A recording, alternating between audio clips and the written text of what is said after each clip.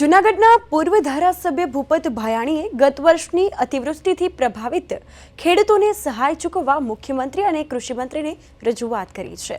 તો વિસાવદર, ભેંસાણ અને જૂનાગઢ ગ્રામ્યમાં ભારે વરસાદથી મોટા પાયે નુકસાન થયું હોવા છતાં ખેડૂતોને હજુ સુધી સરકારે જાહેર કરેલી હેક્ટર દીઠ 11,000 થી 22,000 રૂપિયાની સહાય મળી નથી.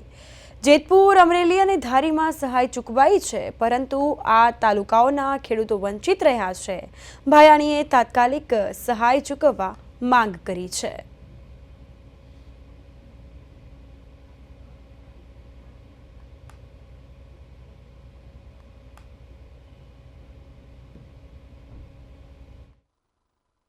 ગત ઓક્ટોબર માસ 2024માં જે કમોસમી વરસાદ પડેલ હતો અને એ કમોસમી વરસાદ અતિવૃષ્ટિના કારણે ખેડૂતોનો કપાસનો પાક સદંતર નિષ્ફળ નીવડેલ હતો અને એ બાબતમાં સરકારશ્રીએ જેતપુર વિધાનસભા, અમરેલી વિધાનસભા અને ધારી વિધાનસભાના ગામડાઓને 1 હેક્ટરે 11,000 અને 2 હેક્ટરે 22,000ની વધુમાં વધુ રાહત પેકેજની સહાય સરકારશ્રીએ મંજૂર કરેલ છે.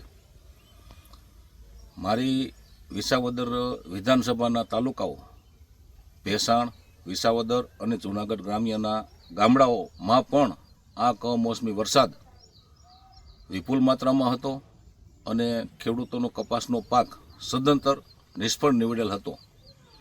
તો મારી સીમાવર્તી 3 વિધાનસભાને આ રાહત પેકેજની સહાય ખેડૂતોને મળેલ છે, તો એ ખેડૂતોને હું અભિનંદન આપું છું અને સરકારશ્રીને પણ હું રજૂઆત કરું છું કે મારી વિધાનસભાના મારા ભેંસાણ, વિસાવદર અને જૂનાગઢ ગ્રામ્ય 3 તાલુકાના ખેડૂતોને પણ આ સહાય મળે એવી મારી સરકારશ્રીને વિનંતી છે.